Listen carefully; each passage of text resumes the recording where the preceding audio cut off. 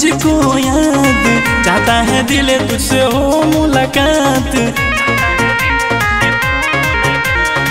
हर दिन करता हूँ तुझको याद, चाहता है दिल तुझसे हो मुलाकात।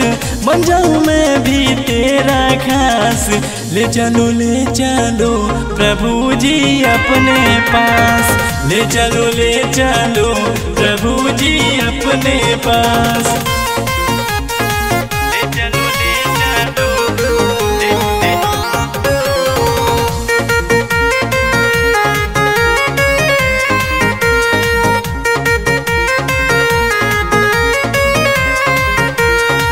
हर दिन तेरे संग संग बिताऊंगा, हर दिन तेरी महिमा को गाऊंगा।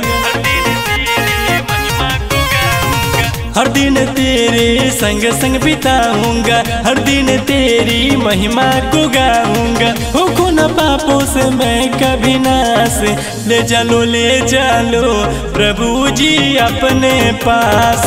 ले चलो प्रभु जी अपने पास।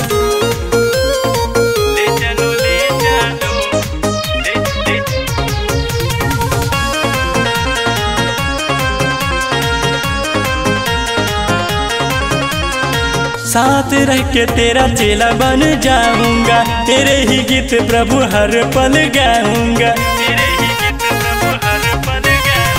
साथ रह के तेरा चेला बन जाऊंगा, तेरे ही गीत प्रभु हर पल गाऊंगा। बस यही प्रभु है मेरा आस, ले चलो प्रभु जी अपने पास। ले चलो प्रभु जी अपने पास।